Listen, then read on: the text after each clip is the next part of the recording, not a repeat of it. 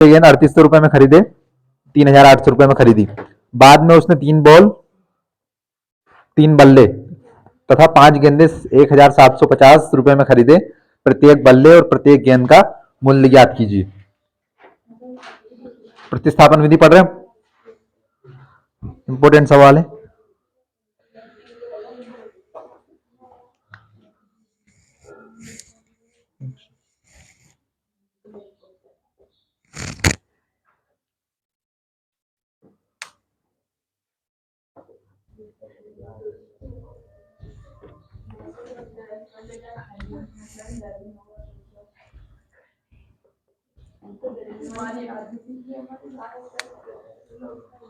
बात बंद कर लो। एक क्रिकेटिंग में कोच ने 7 बल्ले और 6 गेंदे 3800 रुपए में खरीदे।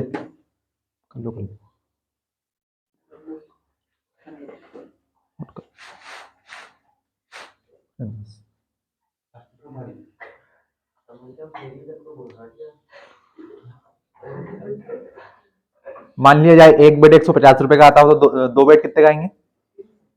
7 बेट कितने का आएंगे? वैल्यू ऑफ 1 बेट इज 150 रुपी। यदि एक बेट की कीमत 150 रुपए हो तो 7 बेट कितने रुपए का आएंगे? 1050। कैसे करेंगे? अगर दो हमें निकालना हो तो दो में एक का गुणा करें तो कितने बेट हो जाएंगे हमारे? यहाँ पर एक बेट था, हमने दो में एक का गुणा किया, कितने होंगे? 2 बेट। तो दो बेट की हमारी कीमत कितनी हो जाएगी? 300 रुपए। तो क्या करेंगे? 150 रुपए में जैसे हमने एक में 2 का गुणा किया, 150 हम 2 का गुणा कर देंगे। इसी तरह भैया हमें एक बेट नहीं खरीदना, हमें कितने बेट खरीदना? 7 बेट। 7 में एक का गुणा करें कितने कितने बेट होंगे? 7 बेट। तो एक बेट की कीमत कितनी है आपकी? 150 रुपए। तो हम 7 बेट का इसमें गुणा कर देंगे, 0 का 0 और 15 सत्ते 105, यानी कितना हो जाएगा? 1050। अब हमसे पूछा कि एक बेट और एक गेंद की कीमत कितनी रुपए है। तो जिस प्रकार हमारा एक बेट 150 का, हम मान लें कि एक गेंद 60 रुपए की आती हो, 50 रुपए की आती हो, तो 4 गेंद कितने की आएंगी 50 के हिसाब से? मान लिया जाए एक गेंद की कीमत, वैल्यू और प्राइस ऑफ 1 बॉल, यानी कि एक गेंद आपकी 50 रुपए की आती हो तो आपकी 4 गेंद कितने की आएंगी? तो 50 गुणा कितना कर देंगे हम? 4। गुणा का मतलब क्या होता है? जितनी भी बॉल हमें निकालनी हो सीधे सीधे, अब ऐसा थोड़ी कि हम एक गेंद 50 फिर उसमें 2 गेंद 50 फिर 3 गेंद 50 जोड़ते जाएंगे। गुणा का मतलब क्या होता है कि उसका उतनी बार गुणा कर दो जितना आपको सामान खरीदना हो। आप पेन लेने के लिए गए, आपको एक पेन 5 रुपए में मिला, भैया आपको 25 पेन खरीदने पूरे परिवार के लिए, तो कितने का गुणा कर दो? 25 का गुणा कर दो। तो 25 पंजे 125। अब ऐसे क्या, ऐसे तो करेंगे नहीं हम, एक पेन फिर 2 पेन 10 का, 3 पेन 15 का, 4 पेन 20 का करेंगे कैसे? अगर 1 2 3 निकालना तो हम कर भी, लेकिन 25 पेन में कब तक जोड़ने जाएंगे इनको? तो सीधे सीधे क्या करें हम कि एक पेन की कीमत में 25 का गुणा कर दे जितना हमें सामान चाहिए। तो हम मान ले कि हमसे हमसे क्या पूछा है? एक बेट और एक गेंद की कीमत पूछिए। तो हमने माना कि एक बल्ला या एक बल्ले की कीमत,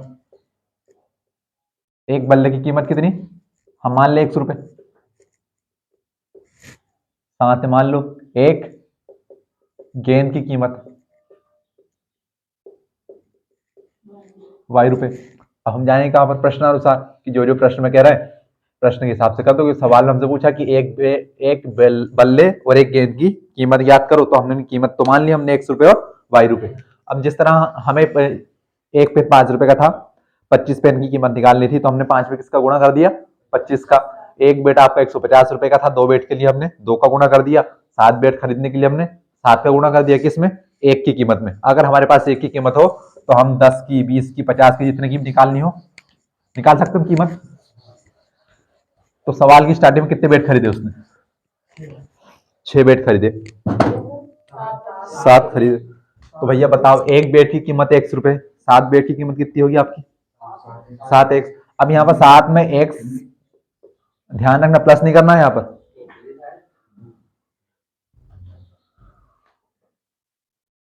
ध्यान रखना, अगर आपके पास एक बेट की कीमत 100 रुपए है तो इसमें 7 को जोड़ना नहीं है, गुना करना है। तो मामला समझा दिया मैंने आपको।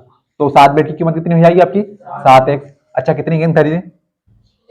6 गेंद है। एक गेंद की कीमत हमारे पास ₹y, 6 गेंद की कीमत कितनी हो जाएगी? तो भैया उसने दुकानदार को 7 बेट और 6 गेंद के कुल पैसे कितने दिए? 3800 रुपए, 3800 रुपये। ये हमारा क्या बन गया, समीकरण 1। वहीं पर सवाल में आगे बात आती है कि बाद में उसने 3 बल्ले तो 5 गेंदे 1750 रुपए में खरीदे। फिर से वही सवाल है, तो वही सवाल में हमने एक बैट की कीमत कितनी मानी है, x, तो 3 बैट की कीमत कितनी हो जाएगी आपकी, 3x। बाद में गेंद कितने खरीदे हैं, 5, तो एक गेंद की कीमत y रुपए, तो 5 गेंद की कीमत 5y। अब फिर से ध्यान से देखो, उसने 3 बैट और 5 गेंद के कितने पैसे दिए, 1750। हमारे पास दो समीकरण बन गए। अब हमें क्या करना है, दोनों समीकरण से हम x और y के मान निकाल सकते हैं, जिसमें हमारा x क्या है, एक बैट की कीमत, और y क्या है, एक गेंद की कीमत। तो किसी भी एक समीकरण को उठा लो और समीकरण 2 से किसी भी एक समीकरण को उठाओ, उससे किसी एक का मान निकालो, तो समीकरण 2 से। तो हम समीकरण 2 को लिखेंगे कि 3x प्लस 5y बराबर 1750। किसी के एक का मान निकालो, हम x का मान निकाल लेते हैं यहाँ से, तो 5y इस तरफ प्लस का बराबर का उस तरफ जाकर माइनस बन जाएगा। तो ये कितना बना, 1750 माइनस का 5y। अब ये 3 यहाँ पर हमें x का मान निकालना है, 3 इसके गुणा में, तो बराबर को उस तरफ कहाँ जाएगा, भाग में जाएगा। अच्छा, किसके गुणा में भाग में जाएगा, इस पूरे के भाग में जाएगा 1750 माइनस 5y। किसी एक के में नहीं जाएगा, ऐसा नहीं 1750 के में जाएगा, 5y के में जाएगा, पूरे के पूरे में जाएगा एक साथ, किसी के साथ भेदभाव नहीं होगा। ये हमारा क्या बन गया, समीकरण नंबर 3। अब हमने समीकरण नंबर 3 में x का मान किससे बनाया है, तो मान कहाँ रखेंगे, तो समीकरण 1 में x का मान रखने पर समीकरण 1 है क्या कि 7x plus 6y is equal to 3800, 7x plus 6y बराबर 3800।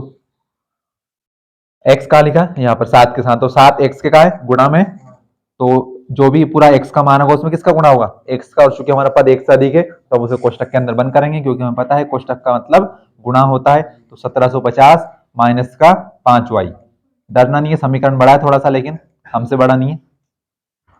बटे में कितना, 3, कोष्टक बंद। आगे कितना लिखा, प्लस और 6y। अब इस बेचारे बटे में कुछ नहीं, मन से 1 लगा तो अच्छा लगेगा इसको भी। बराबर में कितने, 3800 रुपए, 3800 रुपए। अब पहले क्या करना पड़ेगा, गुणा होगा भैया, हमें पता है कि प्लस माइनस करने के पहले क्या होता है, गुणा। अच्छा, 7 के बटे में कुछ नहीं है, मन से 1 लगा दो। अब ऊपर गुणा में क्या होता है, ऊपर ऊपर का गुणा और नीचे नीचे का गुणा। तो 7 का 0 करो 1 बाय 1, पहले इसमें होगा, फिर माइनस में होगा, फिर इसमें होगा। अच्छा, प्लस प्लस क्या होते हैं, प्लस 7 का 0 में किया तो 7 पंजे 35 के 5 बचे 3, 7 7 49 और 3 बचे थे 52, 52 के 2 कितने बचे 5, 7 एकम 7 और 5 12। ये प्लस आगे माइनस, प्लस माइनस का गुणा होगा तो माइनस, तो 7 का 5y में गुणा किया तो 7 पंजे 35y, 7 पंजे 35y। अच्छा, बटे में 3 का गुणा इसे 1 में हुआ तो 3 एकम 3।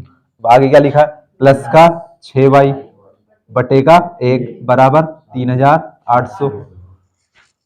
अब भैया इनका करो तो क्या करेंगे, 3 और 1 का तो एलसीएम ले लो, सीधे सीधे गुणा कर दो, छोटी संख्या है गुणा ही कर दो। तो 3 का 1 में गुणा किया तो 3, सिर्फ 3। अब इसे 1 का पूरे इस तरफ गुणा होगा, तो प्लस प्लस क्या होगा, प्लस 12250 का 1 में गुणा किया तो 12250, ये माइनस प्लस माइनस 35y का 1 में किया तो 35y, ये प्लस और ये प्लस प्लस प्लस, 3 का 6y में गुणा किया 6 तिया 18y बराबर में कितना है 3800। अच्छा, इसके बटने में 3 लिखा है, इसके बटने में कुछ नहीं, फिर से मन से 1 लगा दो, हमारा काम ही यही।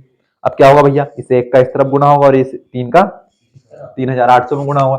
तो करो गुणा, तो पहले हम 1 का गुणा कर लेते हैं। तो 1 का 12250 में किया तो फिर से 12250। अच्छा, ध्यान से देखना, ये माइनस ये प्लस, माइनस प्लस क्या होता है माइनस। तो 35y में से 18y गए, कितने बचे 18 दूनी 36, 17y बचे, और काय का बचेगा माइनस का, क्योंकि बड़ी संख्या काय की है। तो 12200, अच्छा कितने बचे 17y, और 17y का 1 में गुणा किया तो माइनस का 17y, क्योंकि बड़ी संख्या माइनस की थी। बराबर में 3800 में 3 का गुणा करेंगे तो 3 का 2 बार 0 में करेंगे तो 2 बार 0 आएगी। 3 का 8 में किया तो 3 8 24, ये भी नहीं पता, 24 के 4 बचे 2, 3 तिया 9 और 2 11। इसको किस तरफ लेके जाए, तो भैया 17y माइनस का इसको उस तरफ ले जाओ, तो ये का बन जाएगा प्लस का बन गया।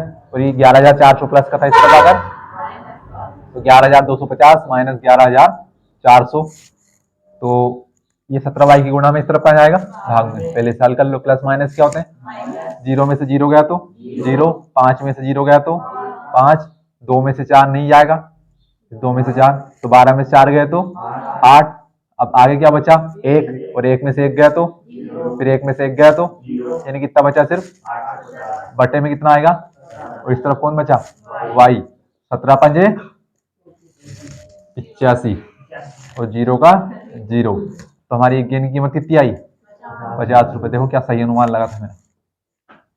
तो एक गेंद की कीमत कितनी, 50 रुपए। अभी तो हमारे पास y का मान है, अभी किसका मान निकालना है, x का, क्योंकि हमारा x क्या है, बेट की कीमत। हम लिखेंगे क्या, y का मान समीकरण 3 में रखने पर, 3 में रखने पर, समीकरण 3 क्या कह रहा है हमारा, x बराबर 1750 माइनस 5y बटे 3, x बराबर 1750 minus 5 multiply y which is 50 divide कितना है, बटे में 3।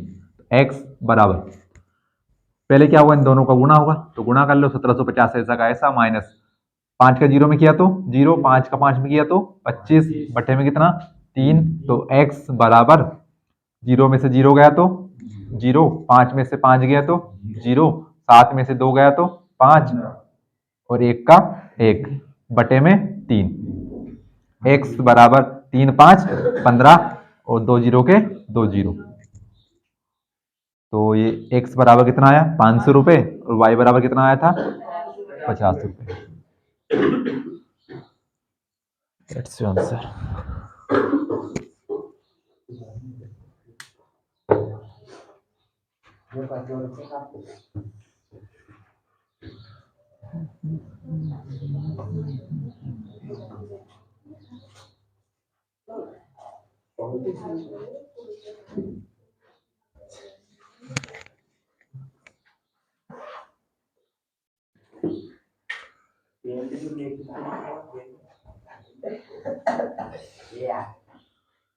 कॉपी करना, थोड़ी स्पीड से कॉपी कीजिए भाई।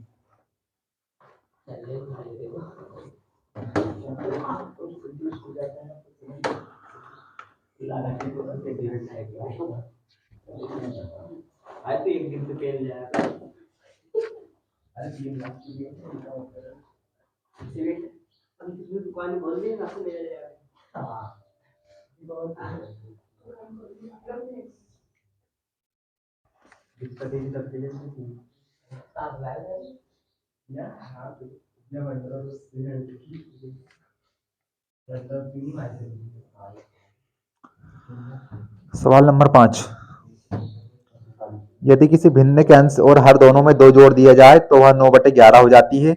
यदि अंश और हर दोनों में 3 जोड़ दिया जाए तो वह 5/6 हो जाती है। तो वह भिन्न ज्ञात कीजिए। क्या आप बताएंगे भिन्न क्या होती है?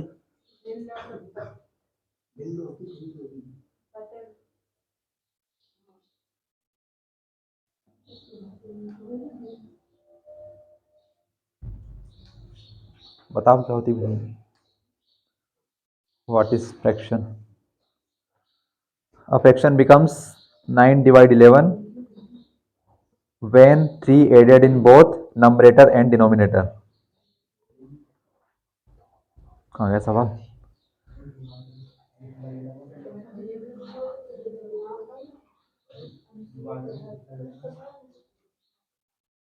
When we add 3 in both, then it becomes 5/6. Find the fraction. भिन्न क्या होती है? आपने पढ़ा है पहले? क्या अंश बटे हर?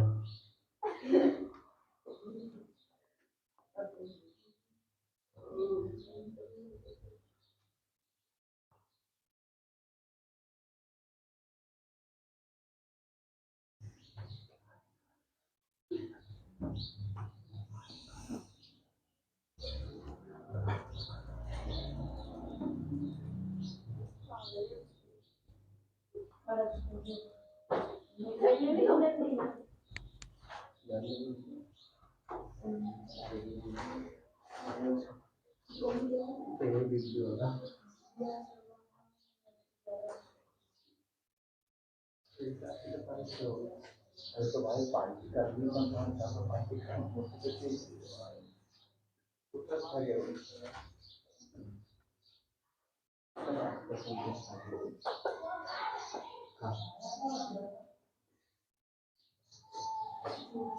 पिछली बार नहीं आए थे क्या? पिछली बार नहीं आए थे क्या आप? नहीं, पिछली बार ही सवाल किया था तब। कल तो आए थे शायद आप।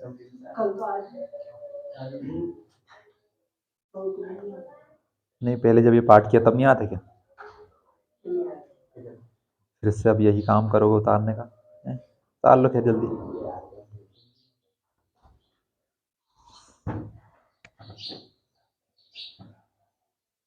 ये पाठ थोड़ा सीरियस होकर ले, 7 नंबर का पाठ है इसके। हाँ, ये कल बताया था ना, कल नहीं परसों बताया था, आप नहीं आया था उसे। 5 नंबर का पार्ट पार्ट 2 है, 6 नंबर का पार्ट 1 है, तो कितने हो गए? 7 और 5 12, 12 और 6 18। 3 पार्ट पढ़ लिए, उसके बाद कितने नंबर लाने होंगे? मात्र 7। 25 को होते पास। यानी कि 1 से 5 तक पार्ट याद कर लो पूरे, रट लो इतने सवाल बस, बाकी कुछ मत करो, पास ही होना है। ये क्या होती है परसेंटेज बनाना है?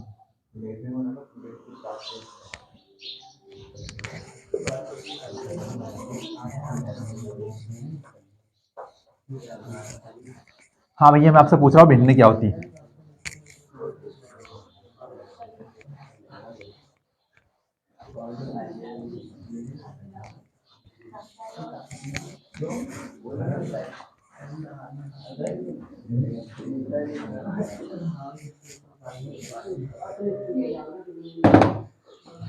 वह संख्या जो अंश बटे हर के रूप में होती है, थोड़ा पूरा बता दिया अगर। अंश बटे हर क्या होता है बस ये है? कोई नाम पूछा, आपका नाम क्या है? शैलन। क्या है? आगे पीछे कुछ तो बताओ भैया। हाँ, तो नाम है तो क्या, वैसे इतना सही है? पाली क्या? तो पूरा सिस्टमेटिक नाम बताओ ना भैया, कि मेरा नाम शैलेंद्र वर्मा है, पिताजी का नाम फलाना है, माताजी का नाम ढिमका है, पूरा का पूरा नाम बताया करो, तो थोड़ा सिस्टमेटिक लगे।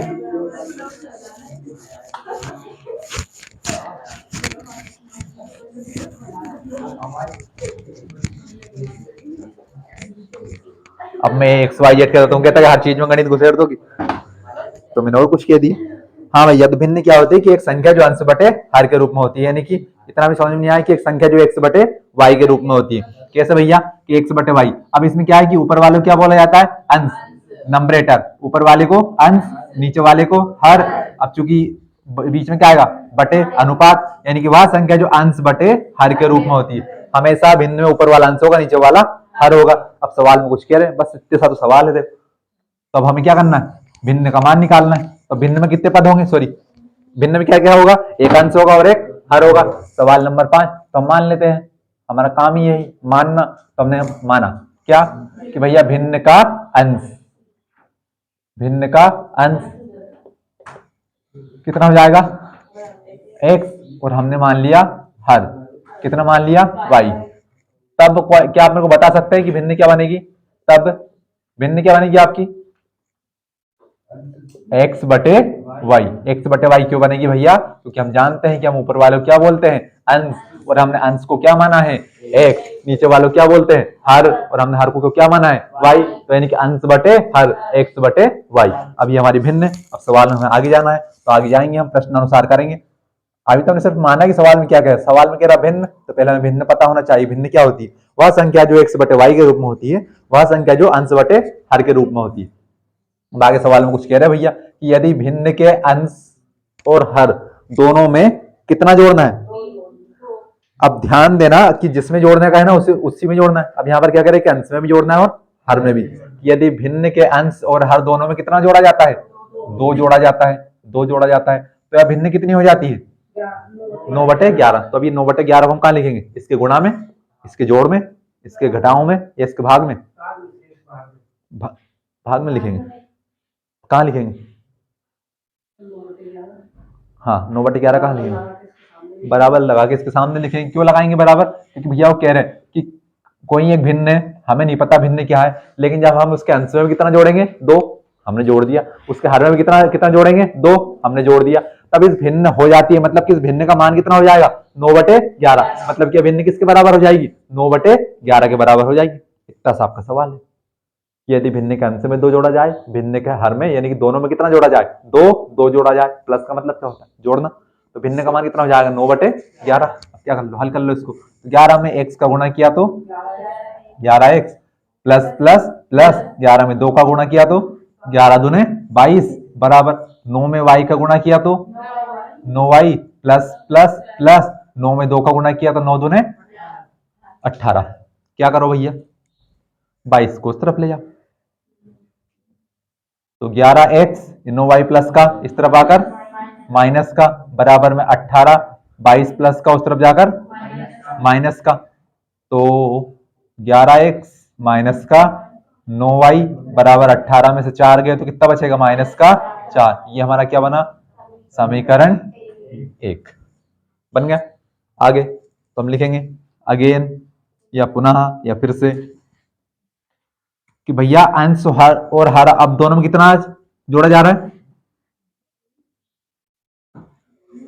सवाल में अगली लाइन लिखिए कि यदि अंश और हर दोनों में 3 जोड़ दिए जाए, तो पहले कितना जोड़ा था 2 जोड़ा था, अब कितना जोड़ने के रहे 3, तो अब इस बार 3 जोड़ दो। तो अंश कौन है वही हमारा x है, हर कौन है वही हमारा y है, क्योंकि वही तो सवाल चल रहा है, तो x + 3 y + 3। यदि अंश और हर दोनों में 3 जोड़ दिया जाए तो भिन्न कितनी हो जाती है, भिन्न हो जाती है 5/6। तो फिर से 5/6 को कहां लिखेंगे, पूरा जो मान है उसके बराबर में, कि जो भी हमारा भिन्न का मान बनेगा वो कितना हो जाएगा 5/6। क्या कर लो फिर से जैसे हमने यहाँ पर किया था वैसे इसको कर लो, तो 6 का गुणा हमने x में किया तो क्या 6x प्लस प्लस प्लस 6 का गुणा हमने 3 में किया तो 6 तिया 18, बराबर 5 का गुणा y में किया तो 5y प्लस प्लस प्लस 5 का गुणा 3 में किया तो 5 तिया 15। अब यहां से हमारा क्या बनेगा समीकरण 2। फिर हम क्या करेंगे दोनों समीकरण में से एक समीकरण को उठाएंगे, तो हम क्यों ना सीधे सीधे दूसरे समीकरण से x का मान निकाल ले। तो देखो एक तो हम ये काम करेंगे, क्या काम करेंगे कि 6x माइनस का 5y बराबर 15 और 18 प्लस का उस तरफ जाकर माइनस का, फिर ये बनेगा हमारा कितना माइनस का 3 बचेगा। फिर हम इसे क्या देंगे समीकरण 2 नाम देंगे, फिर दोनों में से किसी एक समीकरण को उठाएंगे, उससे x या y का मान निकालेंगे। इससे अच्छा हम क्या करें स्टेप को काटेंगे, कुछ नहीं करना, यहाँ सीधे सीधे x का मान निकाल लो आप, तो कुछ नहीं करना तो फिर क्या करना कि भैया 6x को करो अकेला, समझ में नहीं आया तो मना कर देना।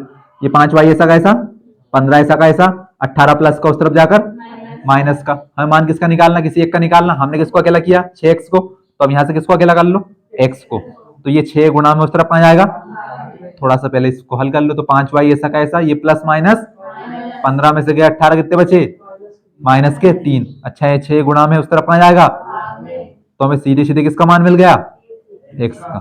तो यहाँ आप समीकरण 2 बनाने की कोशिश मत करना, सीधे सीधे क्या करना x का मान निकाल लेना, वही किया मैंने।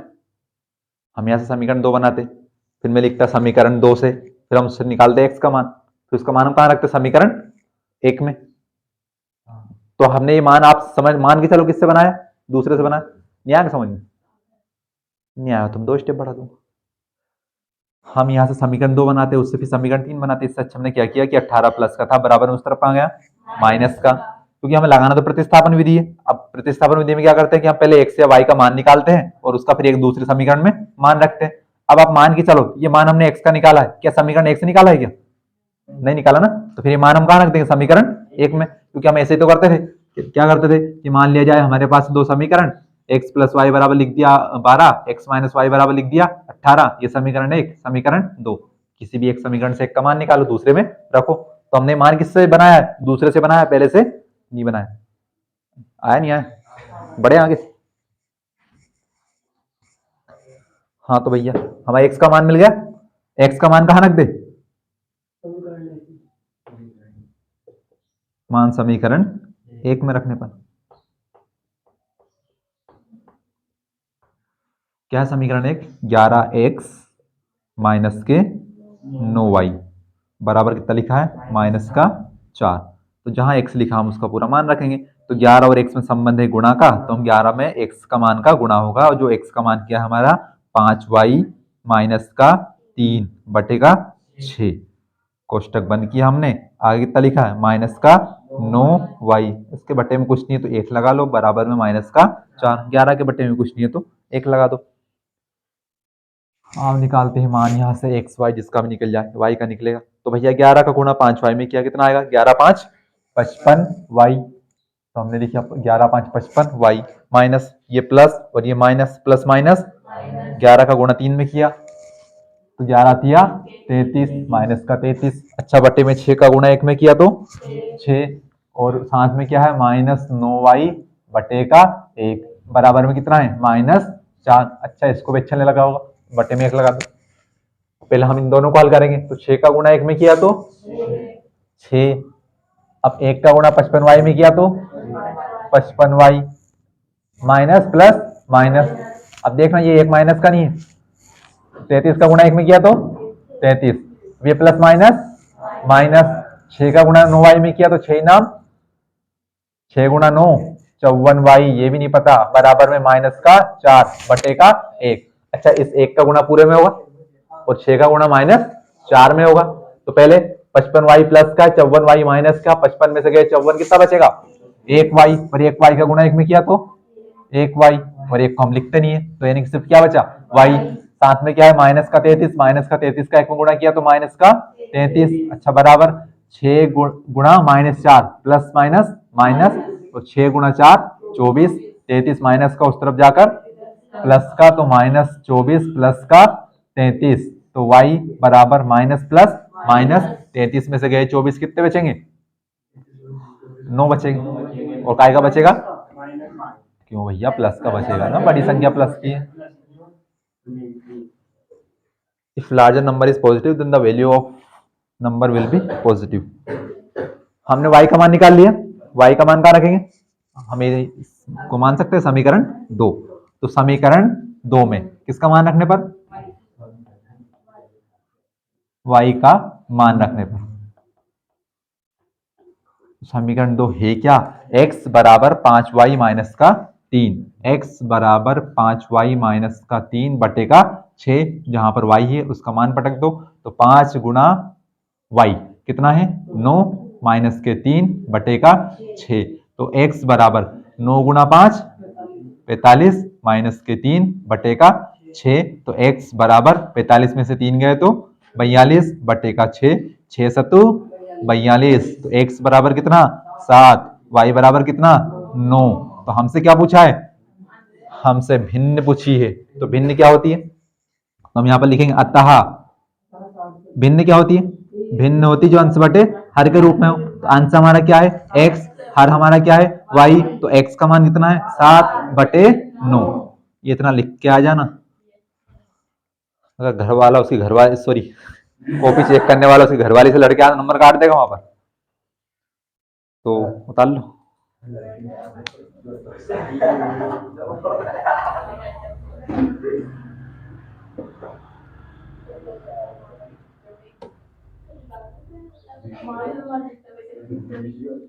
सवाल अगर आपको बड़े लग रहे हैं तो सवाल बड़े तो हैं, क्योंकि 4 नंबर का सवाल है और 4 नंबर में हलवा तो मिलता है नहीं, क्या आप 2 लाइन बना दो 4 नंबर में मिल जाएंगे आपको। तो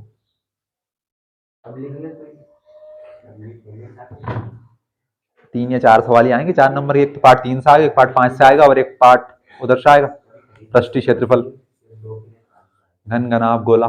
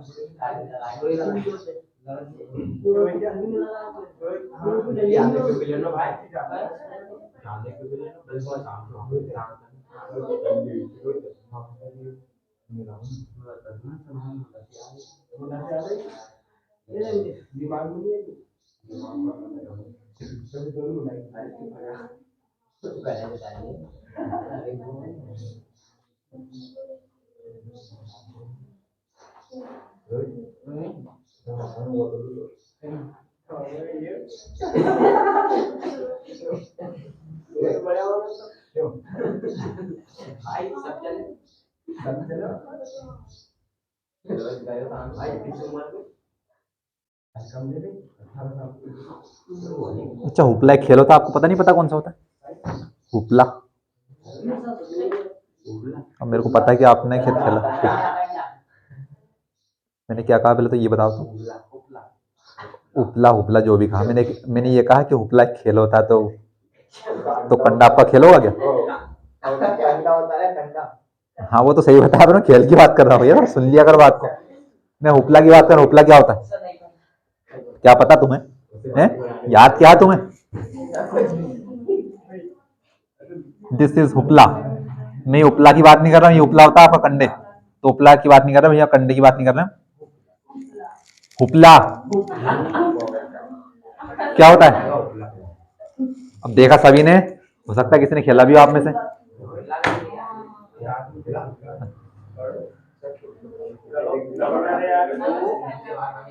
डाल दिया।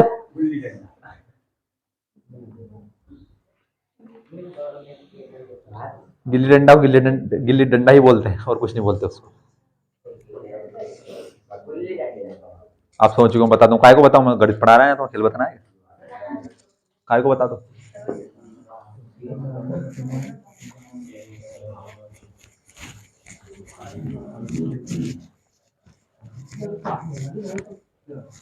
आपने गेम देखा हो जिसमें एक दुकान होती है, उसमें एक बड़ा सा टेबल होता है जिसके ऊपर कई सारे सामान रखे होते हैं। आपको एक रिंग दिया जाता है कि भैया आपने जिस भी सामान को फेंक दिया वो आपका, उसी को कहते हैं हुपला। तो मेरे को पता था तुमने खेला। अब भैया मैंने कहा कि कईयों ने देखा भी, लगभग सभी ने देखा होगा, कईयों ने खेला भी होगा। मैंने ये कहा था कि या तो सभी ने लगभग देखा भी होगा और किसी ने खेला भी होगा। मैंने ये थोड़ी कहा कि सभी ने खेला भी होगा। उसे कहते हैं हुपला। डाल लिया। सवाल नंबर 6, लास्ट वन फ्रॉम प्रतिस्थापन विधि। याद रखना, अगर ये सवाल आया आपसे कहे कि प्रतिस्थापन विधि साल करो तो उसी से करना है। अभी अगली आएगी सवाल के बाद विलोपन विधि, जो आपको अच्छी लगे वो कर देना। अगर आपको नाम मेंशन नहीं किया जाए तो, अगर आपसे मेंशन करना है कि भैया विलोपन से करना है तो विलोपन से करना, प्रतिस्थापन से मेंशन कर दे तो उसी से करना है।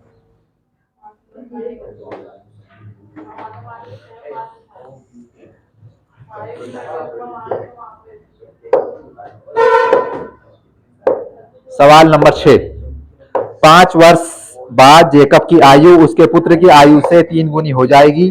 5 वर्ष पूर्व जेकब की आयु उसके पुत्र की आयु की 7 गुनी थी, उसकी वर्तमान आयु ज्ञात कीजिए। Please keep quiet. क्यों विनम्रता से कहें, कृपया शांत रहें। सवाल नंबर 6 को समझ लें, इंपोर्टेंट सवाल है।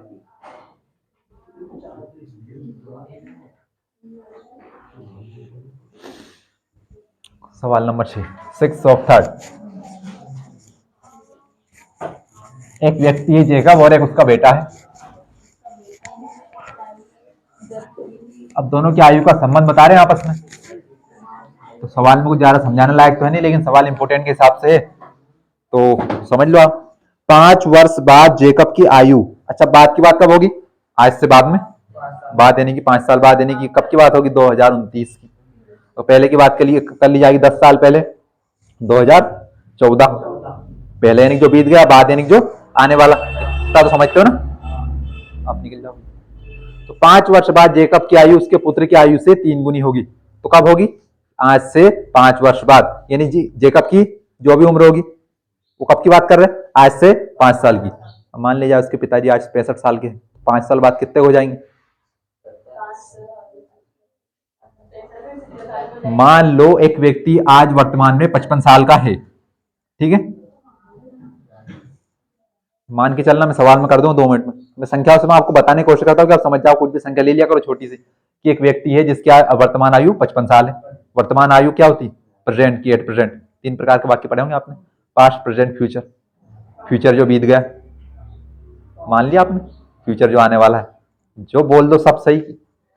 हाँ, पल्ली का पड़ता है कि हम तो कहानी सुनने के लिए आते, जो आप सुना तो बहुत अच्छा मजा आ जाए। तो मामला ये है कि मान लिया जाए आज एक व्यक्ति है जिसकी उम्र 55 साल है, उसका एक बेटा है जिसकी उम्र 15 साल है। तो वे कब की बात करें? 5 साल बाद की। तो भैया बताओ 5 साल बाद इसके पिताजी कितने साल के होंगे? 60 साल के। 5 साल ये भाई साहब कितने साल के हो जाएंगे? 20 साल के हो गए। तो अभी कह रहे कि 5 साल बाद, अब 5 साल के लिए हमने क्या किया कि 5 को इसमें भी जोड़ा और 5 को इसमें भी जोड़ा। अब ऐसा तो नहीं सिर्फ हम पिताजी की उम्र में जोड़ेंगे, कि 5 साल बाद बेटा 15 का रहेगा क्या? नहीं रहेगा, वो 10 का तो हो नहीं जाएगा, बढ़ेगी 5 साल उम्र। तो यानी कितना हो जाएगा? 5। यानी 5 साल बाद के, तो हमने क्या किया कि इसमें 5 जोड़ा और इसमें भी 5 जोड़ा। तो कह रहे कि 5 साल बाद पिताजी की उम्र पुत्र की आयु की 3 गुनी हो जाएगी। अब इतना तो आपको पता ही होगा कि पिताजी बड़े होंगे, पुत्र बड़ा होगा। पिताजी बड़े होंगे, तो हम क्या इन दोनों को आपस में बराबर लिख सकते हैं क्या? लिख सकते हैं। हाइट बराबर होने से उम्र बराबर नहीं होती, ध्यान रखना, फैक्ट है। हाँ, तो पिताजी की उम्र बेटे की उम्र से कितनी गुनी होगी? 3 गुनी होगी। तो अब हम इन दोनों को बराबर तो कर नहीं सकते, लेकिन अब अगर हमें इन दोनों को बराबर करना है तो हम क्या करेंगे भैया की बात करें 5 साल बाद पिताजी की उम्र बेटे की उम्र की 3 गुनी होगी। तो हम क्या कर दें? बेटे में क्या कर दे? 3 का गुना, क्योंकि वो खुद कह रहे कितना गुना करने की?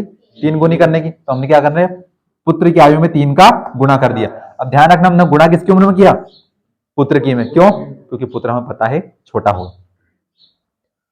20 या कितने हो जाएंगे? 60, और ये भी कितने हैं? 60। क्या अब हम इन दोनों को आपस में बराबर कर सकते हैं?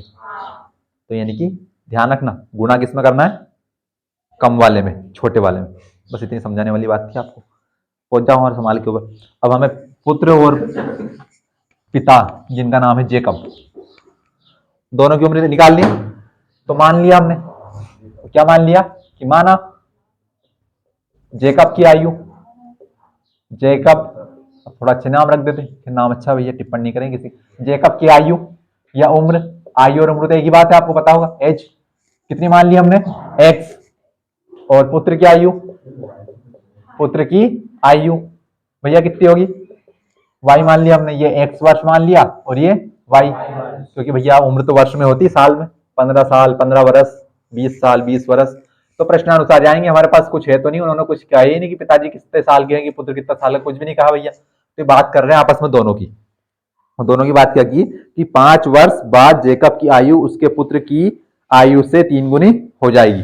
और ये हमने क्या मानी है? वर्तमान आयु मानी है कि अगर आज कोई 55 का तो 5 साल बाद कितने का? 60 का। आज कोई 15 का, 5 साल बाद कितने का?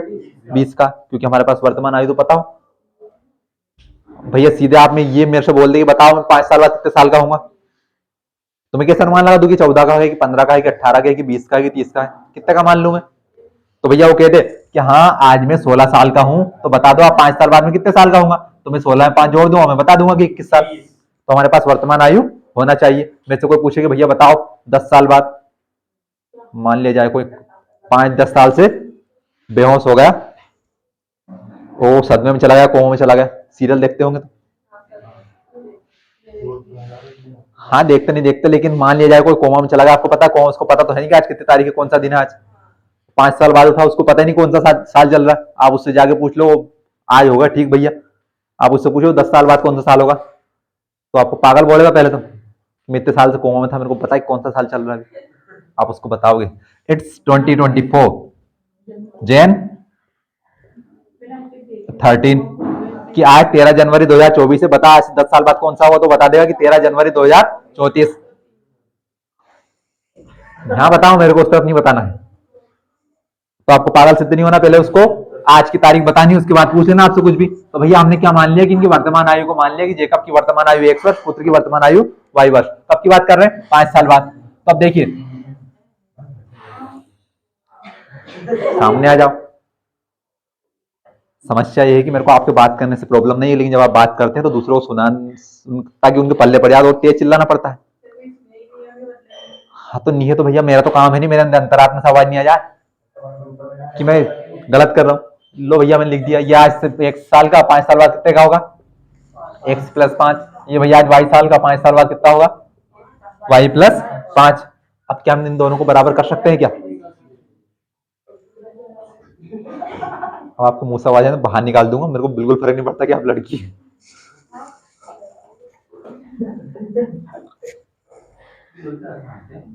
बोल देंगे भेदभाव क्यों भैया, हमसे बोल दे बाहर भगा दे इनको, बाहर नहीं भगाए, भगा सकता हूँ। आपको पता है मेरा घर भी नहीं है तो मैं शांति से पढ़ाऊंगा नहीं आपको। पिताजी है आज 1 साल के, मैं छोड़ दूंगा सवाल को यहीं पर। अभी टाइम बचा आपका 15 मिनट, कोर्स पूरा नहीं होगा और तो कुछ नहीं। तो भैया पिताजी है आज 1 साल के, अब मैंने 1 साल ही बोल दिया, देखो आप 100 साल के, 5 साल बाद कितने के होंगे, x+5। अब गलती से कोई 5x मत लिख देना इसको, क्योंकि आपको पता है 5x और x+5 में कितने का अंतर है। जो भी उम्र होगी हम उसमें यहाँ पर कितने जोड़ेंगे, 5। जो भी उम्र होगी हम इसमें कितना का गुणा करेंगे, 5। अब सोच लो यहाँ पर 20 और +5 कितने होंगे, 25। मान लो अगर x का मान 20 भी आता है तो, हालांकि नहीं आएगा वो, हो सकता है 20 साल में बच्चा पैदा हो जाता है। 5 गुणा x का मान कितना, 20, तो 20×5 100, तो अंतर आ जाएगा। देख लो 5 और 25 और 100 कितने का अंतर। तो ध्यान रखना, गुणा नहीं करना, क्या करना है, जोड़ना है। जहां गुणा करने के है वही गुणा करना है। तो भैया 5 साल बाद पिता की उम्र कितनी होगी, x+5। 5 साल बाद पुत्र की आयु कितनी होगी, y+5। अब हमने इन दोनों को बीच में बराबर लगा दिया, जो कि हम नहीं लगा सकते। तो बराबर लगाने के लिए क्या करना पड़ेगा, कि वो कह रहे हैं कि 5 साल बाद जेकब की आयु उसके पुत्र की आयु को 3 गुनी होगी। तो यानी कि इनको बराबर करना है तो किसका गुणा करना पड़ेगा, 3 का। 3 का गुणा किसमें करेंगे, पिताजी में कि बेटे में, बेटे में। क्यों, क्योंकि बेटा छोटा है। गलती से पिताजी में कर दो, पिताजी और बड़े हो जाएंगे। बताया ना मैंने कि यहाँ पर 60 और ये 20 के। अब पता चला आपने पिताजी में गुणा कर चले 3 का, तो ये कितने हो जाएंगे, 180 साल के। बेटा वहीं पड़ा 20 साल का। असंभव सी बात है 160 साल में पुत्र पैदा होना। अरे पिताजी रहेंगे नहीं इतने साल तो बेटा कहां से पैदा होगा। तो क्या है भैया, x+5 हल कर लो इनको बराबर। 3 का गुणा y में किया तो 3y, प्लस प्लस प्लस 3 का गुणा 5 में किया तो 15। अच्छा भैया, चार चार को एक तरफ कर लो, अचार अचार को एक तरफ कर लो, 3y प्लस का इस तरफ आकर माइनस का बराबर 15, ऐसा का ऐसा 5 प्लस का उस तरफ जाकर, तो x - 3y बराबर कितना बच गया, 15 - 5। तो वही तो पूछो कितना बच गया, कितना बचेगा, 10। समीकरण 1 हम लिखेंगे अगेन, नहीं भैया हिंदी में लिखो पुनः, अगेन तो इंग्लिश वर्ड है। आगे क्या कह रहे हैं, आगे कह रहे हैं 5 वर्ष पूर्व। अब पूर्व का मतलब क्या होता है, पूर्व दिशा, ईस्ट डायरेक्शन, फिर पहले। मान लो आप, तो पिताजी तो आप फिर से वर्तमान में 1 साल के ही हैं, और बेटा फिर से वर्तमान में कितने साल का है, 22 साल का ही है। तो भैया ये 5 साल पहले कितने साल के होंगे, तो x - 5। पहले के लिए क्या करते हैं, घटाते हैं, कि अगर आप में से कोई आज 16 साल का है तो 5 साल पहले कितने साल का था, 11 साल का। कैसे पता चला, 16 में से 11 को हटाओ, कितना बचेगा, 11। तो भैया ये भी 5 साल छोटे होंगे, इन्हें 5 का माइनस कर दिया हमने। तो 5 वर्ष पूर्व जेकब की आयु उसके पुत्र की आयु कितनी गुनी थी, सवाल पढ़ लो, 7 गुनी थी। तो फिर से 7 का गुणा किसमें करेंगे, बेटे में करेंगे। कथा चल रही है, 3 गुनी थी, x - 5, 7 का गुणा y में किया तो 7y प्लस माइनस माइनस 7 गुणा 5 कितने, 35। फिर से वही बात है, समीकरण 2 मत बनाने लग जाना, y को एक तरफ मत लाना। क्या कर लो, सीधे सीधे किसका मान निकाल लो, x का मान निकाल लो। तो ये 5 को ये माइनस का था, भगा दो उस तरफ, वक्त तेरी आवश्यकता नहीं है हमको। तो 35 ऐसा कैसा है, 5 उस तरफ जाकर बेचारा का होगा प्लस का होगा। अब चिन्ह तो बदलना पड़ा, वो जैसा कहेगा मानना पड़ेगा। तो माइनस का क्या हो जाएगा प्लस, प्लस का क्या हो जाएगा माइनस, 7 में 7y, 35 माइनस का 5 प्लस का क्या होगा माइनस, कितने बचे 30। किसका मान आ गया, x का। क्या बन गया समीकरण 2। क्या लिखेंगे, x का मान, value of x, putting the value of x। कहा है दोनों में x का मान, हाँ दोनों में x का मान निकाल लो भले आप। फिर क्या हुआ, अब जो भी यहां से x का मान, जो भी यहां से x का मान बराबर होगा, दोनों को आपस में बराबर कर दो। अब 5 साल बाद समझेंगे ये बात। x का मान समीकरण यहाँ एक्स और वाई का मान पूछा हमसे। एक्स का मान समीकरण 1 में रखने पर, हाँ तो भैया क्या है, रुक जाओ मैं यही काम करूंगा 5 मिनट बाद बुलाऊंगा सबसे, आप अपना बायोडाटा दीजिए, ठीक है। कौन से नक्षत्र में आप पैदा हुए, वो कौन सी भयानक रात थी या दिन था, x माइनस 3y बराबर 10। हाँ यार सवाल का इसलिए ना बात नहीं करता, तुम लोग से एक बार बात शुरू कर दे सारे बिल्कुल ऐसे हंसने लगते हैं कि हम जैसी बात सुनने आएगी यहाँ पर। तो फिर कुछ नहीं, अगले साल की 8वीं की परीक्षा के साथ हमारा गणित कंप्लीट हो जाता तुम्हारा, जो पास होते हैं उनके लिए। x माइनस 3y बराबर 10 था, x का मान हमारा आया 7y माइनस 30, तो 7y माइनस 30 किसी यहाँ पर आएगा इस x की, तो हमने रखा 7y माइनस का 30, आगे क्या है माइनस, आगे क्या है 3y ऐसा का ऐसा बराबर का 10, 3y प्लस का 7y प्लस का, हाँ तो ऐसे होता बार बार बोलोगे तो 7 में 3 गया तो 4y बराबर, गलती तुम्हारी रहेगी भले गलत में करूं, 30 माइनस को उस तरफ जाकर प्लस, तो क्या मास्टर कौन मैं, तो 4y, अच्छा 4 गुणा में उस तरफ जाकर भाग में, तो y बराबर 30 और 10 40 बटे 4, 4 एकम 4 तो 4 धाम 40, तो कितना होगा y बराबर 10 वर्ष। y कौन था बेटा, अभी तो पिताजी को याद करना है, तो पिताजी का मान याद करने के लिए क्या कर दो, समीकरण 2 में किसका मान रखने पर, y का मान रखने पर,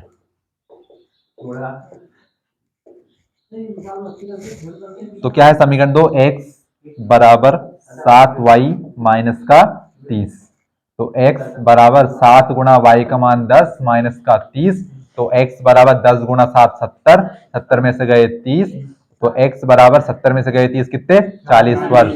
तो बताओ बेटे का जन्म जन्म के समय पिताजी कितने साल के थे, बहुत बढ़िया, इतने दिमाग है आप में। हाँ तभी 40 आवाज आई थी।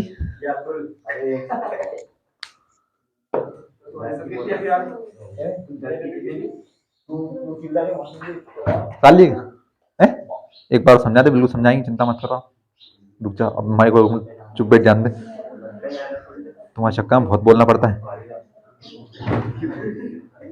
बताओ तुम में से कौन सा 8:30 बजे खाना खाता है, 8:30 बजे खाना को मेरे को खाना पड़ता है, तुम्हारे चक्कर में इतना बोलना पड़ता है, चुप हो जाओ चुप हो जाओ चुप हो जाओ। हाँ खाने में रोटी खाते हैं,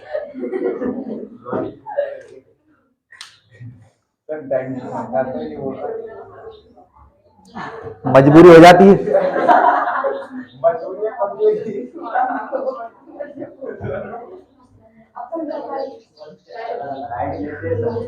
इतनी कमजोरी हो तो पूरे 1 घंटे बैठता नहीं हो, तुम्हारे सामने देख लो, कमजोरी हो जाती है, बात कर रहा हूँ, आ जाओ अभी सामने, एसी पटक मारूंगा उठा के।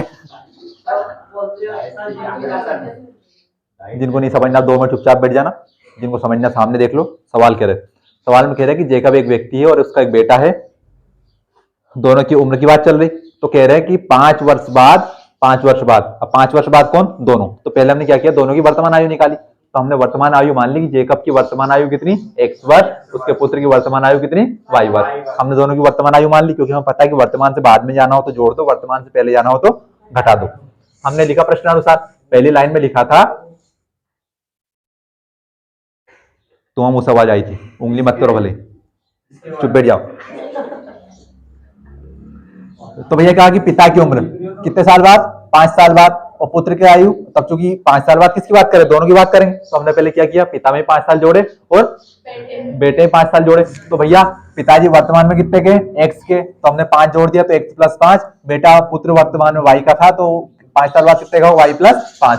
अब चूंकि हम इनको अगर आपस में बराबर करें तो बराबर होगा क्या, नहीं होगा, तो उन्होंने क्या कहा कि 5 साल बाद पिता की आयु पुत्र की आयु की 3 गुनी होगी, तो गुनी का मतलब क्या होता है, गुना, तो अब चूंकि हमें क्या करना, दोनों को आपस में बराबर, अब इतना तो हमें दिमाग में आता है कि पिताजी बड़े होते हैं और पुत्र छोटा होता है, तो दोनों को बराबर करने के लिए किसी एक में 3 का गुना करना पड़ेगा, लेकिन गुना किस में करें, पुत्र की आयु में, छोटे वाले में, तो छोटा वाला कौन है हमारा y प्लस 5 और x प्लस 5, सीधे सीधे x बराबर 3y मत कर देना, कि पिताजी वर्तमान में 1 साल के, बेटा वर्तमान में 3 साल के। कब की बात कर रहे हैं? 5 साल बाद की। तो पहले क्या करना है, x में भी 5 जोड़ना है, y में भी 5 जोड़ना है, उसके बाद y प्लस 5 में 3 का गुणा कर देंगे तो दोनों आपस में क्या हो जाएंगे, बराबर। हमने इसको हल किया तो x प्लस 5 तो ऐसा कैसा, 3 में y का गुणा किया 3y प्लस 5 दिया 15, 3y प्लस का इस तरफ आकर माइनस का, 5 प्लस का उस तरफ जाकर माइनस का, 15 में से गए 5 तो बचा x माइनस 3y बराबर 10, समीकरण 1। हमने पुनः सवाल में कह रहे हैं कि पहले तो बात कहां की हुई थी, 5 साल बाद की, अब बात हो रही 5 वर्ष पूर्व की। तो वर्तमान आयु फिर से उनकी कितनी है, x और y। तो भैया 5 साल जाने पहले जाने के लिए क्या करेंगे, x में से 5 घटाएंगे, तो पिता में से 5 घटाया और पुत्र में से 5 घटाया। अब बात कर रहे हैं कि 5 साल पहले पिता की आयु पुत्र की आयु की 7 गुनी थी। फिर से हमें पता है कि ये है पुत्र और ये है पिता, तो दोनों को आपस में बराबर करने के लिए 7 का गुणा तो करना है, लेकिन किस में करना है, बेटे में, छोटे वाले में करना है। क्यों? क्योंकि दोनों आपस में क्या हो जाए, बराबर हो जाए। तो हमने क्या किया कि x माइनस 5 बराबर 7 गुणा y माइनस 5। x माइनस 5 ऐसा कैसा, 7 का y में किया 7y प्लस माइनस माइनस 7 गुणा 5 35। हमने सीधे सीधे x का मान निकाल लिया यहाँ से, तो 5 माइनस का था उस तरफ जाकर प्लस 7y ऐसा कैसा, माइनस प्लस माइनस 35 में से गया 5 बचा माइनस का 30। हमें x का मान मिल गया। हमने समीकरण 1 में जो एक पहले बना था उसमें क्या कर दिया, x का मान रख, तो समीकरण 1 था x माइनस 3y बराबर 10, तो x की यहाँ पर हमने मान रखा, उसका क्या 7y minus 30, 7y minus 30 minus का माइनस 3y का 3y बराबर का बराबर 10 का 10, 7 में से गया 3 बचा 4y, 30 माइनस का उस तरफ जाकर प्लस 30 और 10 40, और 4y के था गुणा में, उस तरफ गया भाग में, 40 में दिया 4 का भाग बचा 10। और हमने समीकरण 2 में किसका मान रखा, y का। हम चाहते तो समीकरण 1 में भी रख सकते थे, यहाँ से भी कितना आता आपका 40 ही आता। तो x बराबर 7y माइनस 30, y की यहाँ पर रखा 10, 7 धाम 70, हाँ माइनस का 30, 70 में से गए 30 बचे 40। आया? कौन इस सवाल को ऐसा कैसा एक्सप्लेन करके बताएगा बोर्ड के ऊपर सामने देख के इस तरह? क्या कोई कर सकता है? हिम्मत ही नहीं है किसी, कोई कर सकता है तो आ जाओ, आ जाओ। विलोपन विधि का एक सवाल और कर लो कि ज्यादा हो जाएंगे, नहीं होंगे, फिर कोर्स पूरा नहीं होगा यार। 1/2 1/2 8/7।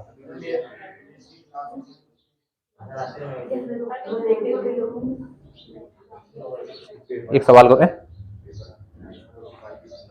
क्या करें, हाँ तो एक्स्ट्रा क्लास स्कूल में तो बाद में होती है। तुम कहाँ यहाँ तो पढ़ नहीं रहे तो स्कूल में जाके क्या पढ़ लेते हो तुम? कोई बात नहीं, पेपर का बताते हैं, मुझे पता है पेपर कितना बताते हो, तुम कितना देखते हो वहां पे। भैया टाइम यही है 7:15 से 7:15। तू मैंने 7 से 8 बोला, आप 7 बजे आते नहीं। अब ये साइंस क्लास चक्कर मारे तो मेरे को पता है, अगर कोई आ भी रहा होगा तो, या फिर आज गलती से आ गए होंगे जल्दी।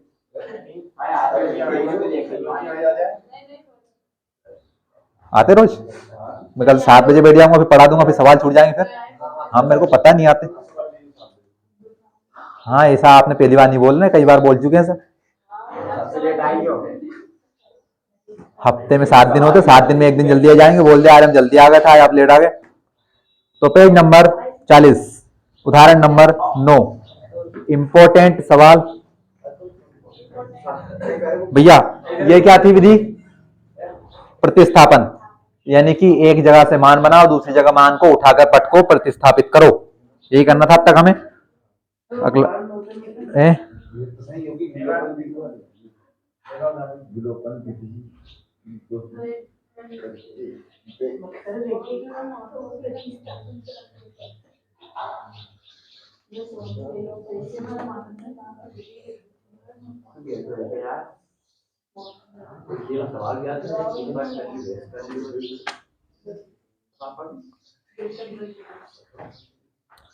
मैंने आपको कल तो नहीं परसों एक बात बताई थी कि यदि किसी सवाल को करते समय अगर हमें x और y का मान मिल जाए, अब एक एग्जैक्ट मान मिला, पिताजी कितने साल के हैं, 40 के। अब वर्तमान आयु पिताजी की ऐसे तो है नहीं कि 40 की जगह और कुछ हो जाएगी। इस सवाल को अगर हम विलोपन विधि से करें तो x का मान कितना आएगा, 40 ही आएगा। तो ये इसमें रेखा किस प्रकार की होगी, रेखा। अब ये क्या होती है Rekha, we know it's a name of a girl, लड़की का नाम होता है रेखा। लेकिन गणित में यह रेखा होती है जिसको हम लाइन के नाम से जानते हैं, रेखा, लाइन। और क्या कहते हैं इसे, संपाती रेखा होगी। तुम्हारा दिमाग खराब है, संपाती रेखा होगी, मन से होगी संपाती रेखा, हल करके देख लो इसको, दोनों समीकरण को है। संपाती होगी, मन से बोल दिया, संपाती क्या होगी है क्या? थोड़ी तेज बोल दो। क्षैतिज रेखा, प्रतिच्छेदी रेखा होगी। हमने पढ़ा है कि प्रतिच्छेदी रेखा जब दो रेखाएं एक दूसरे को एक बिंदु पर काटती हैं तो वहां से हमें x और y का एक मान मिलेगा, जिसे हम अद्वितीय हल या अनोखा हल कहते हैं, यूनिक सॉल्यूशन कहते हैं जिसे। तो प्रतिच्छेदी रेखा में एक हल होता है और उसे क्या होता है, अद्वितीय, यानी कि उसके अलावा कुछ नहीं हो सकता उस सवाल के लिए। तो अगर हमें x और y के अगर एग्जैक्ट मान मिल जाए, अब भले वो प्लस के मिले या माइनस के मिले, या भले 0 0 मिल जाए, मान क्या होगा, x का मान 0 हो जाना चाहिए, 0 बराबर 0 नहीं होना चाहिए, तो क्या होगा, वो प्रतिच्छेदी रेखा होगी, अद्वितीय हल। और अगर किसी सवाल को करते समय, जैसे अब हमने यहाँ पर किया, y बराबर कितना आया 10, मान लो यहाँ पर y बराबर 10 नहीं आता, क्या आता है 0 बराबर 0 आ जाता, दोनों पक्षों में क्या आ जाए आपका 0 0, तो फिर ये रेखा किस प्रकार की होगी, संपाती रेखा होगी। फिर उसमें हमारे क्या होंगे, अनेक हल होंगे, कि वहां से हमारा x का मान भी कुछ भी हो सकता है और y का मान भी कुछ भी हो सकता है।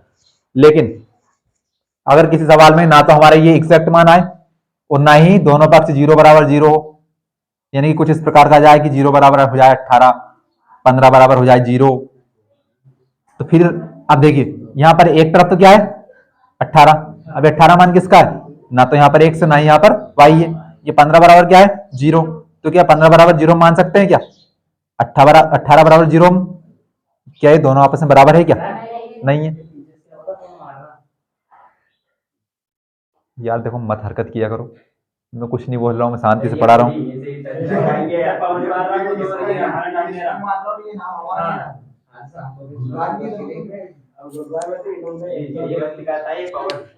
जाओ आज के लिए